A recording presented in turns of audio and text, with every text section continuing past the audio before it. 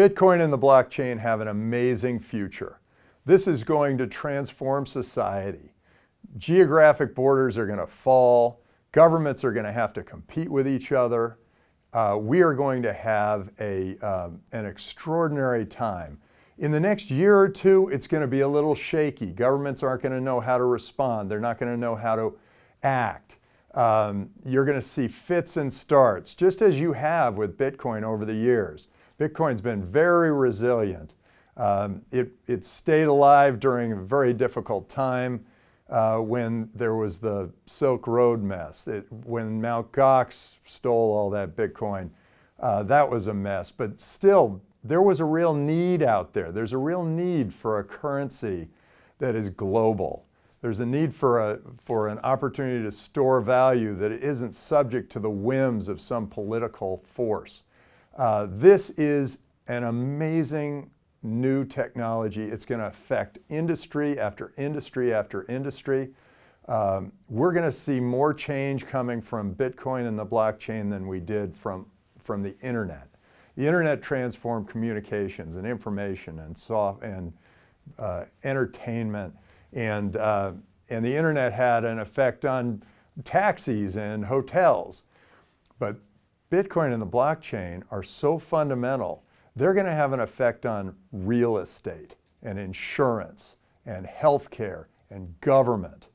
And they're all going to be completely transformed by this new technology that is just incredibly exciting.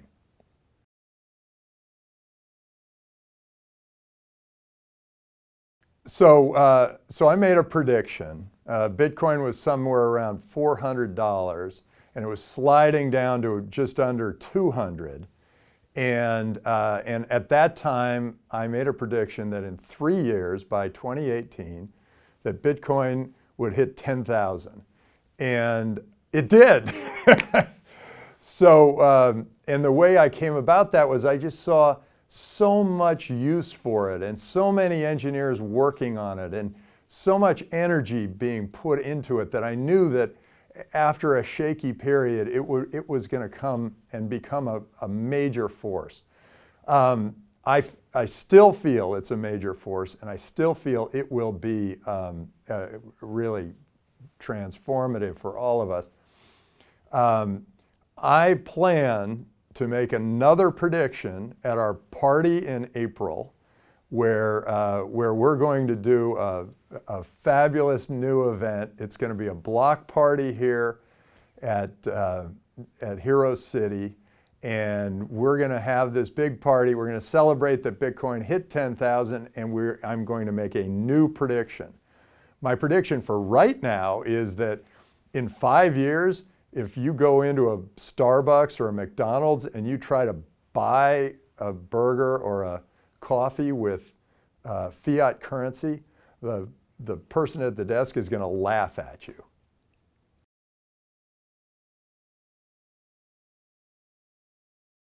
So the way I got into blockchain and Bitcoin was that way back when I met this great guy from Korea, and he said that he had to buy his son a sword, and it was for the son's birthday, and it was $40. And I said, well, it must be a nice sword. And he said, well, no, it's just pixels on the screen. And I said, whoa. So people are buying virtual goods with fiat currency. And then I thought, whoa, maybe there will be fiat currency to buy fiat goods. And it got me thinking, and then I watched very carefully as games like Farmville created new kinds of virtual currency. And then when Bitcoin came along, it was the universal currency. It was the currency for our entire Earth. And I knew that it had the potential to transform the way we do things. And I've been in finance all my life, and I know that finance is getting disintermediated and completely transformed, and this is how it's going to happen. And so that's how I got into these currencies, and I think I'm very glad I did, and I think they've got a long way to go.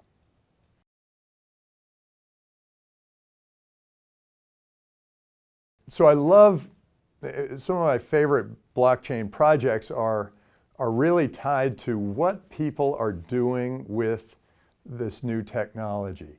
The technology can be used for data, and where every piece of data can be tied to the blockchain so it can be kept in a permanent record. It can be tied to accounting, where since the blockchain's a perfect ledger, it can take advantage of the fact that all accounting will be done without any extra special help from an accountant because it's already there. It's already recorded on the blockchain. It's going to have a big effect on contracts, because I think a lot of contracts can be done through smart contracts in the blockchain. In fact, in Estonia, I worked with Funderbeam, and we created the first venture deal on a smart contract. And I think that this kind of thing will start to permeate our world, and things will be much more efficient, much more effective, and just we are going to be a much more prosperous society because we don't require this huge drag on our economy that has to do with that trusted third party, because the blockchain is now that trusted third party.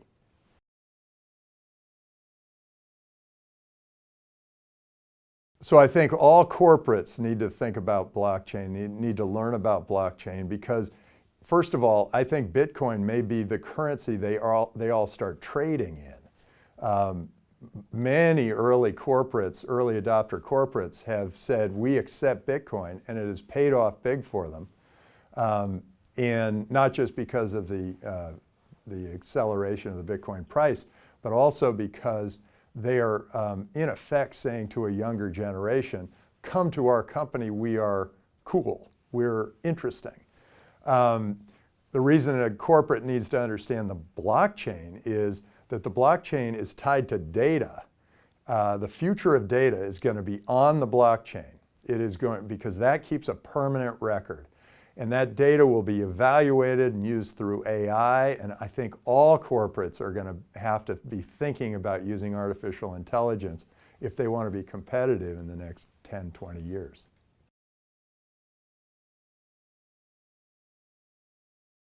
So people are investing both in blockchain and they are buying cryptocurrencies. And let me start by saying, if you're buying cryptocurrencies, please understand what it is you're buying. Make sure you understand that what you're buying is a movement. And if you think that movement is going to take off and be something really extraordinary, terrific. If you think that, hey, I might be able to buy it and sell it at a higher price because I hear that crypto is a big deal, don't do it. But in general, I think it's a new way of thinking. There is a corporation, and that's for the good of the shareholders. There is a nonprofit corporation, that's for the good of society. And then there is the blockchain and crypto. And crypto, these ICOs, they are for the good of the consumer. And so the consumer has a new opportunity to be there and to understand a new product and to get behind a new product even before the product is launched. So I would say beware before you put your money into an ICO, but I do think it's a very good future, and I think in general the governments who accept ICOs are going to also attract all the entrepreneurs of the world, and the ones who shun them are going to lose all the great entrepreneurs and probably the young populations of those countries.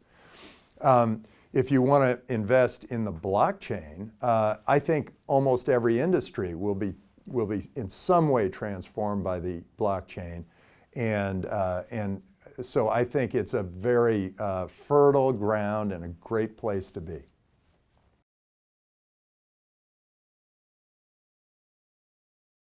It's really an interesting time, because if you have a small government, you have a small country, and people don't trust your currency.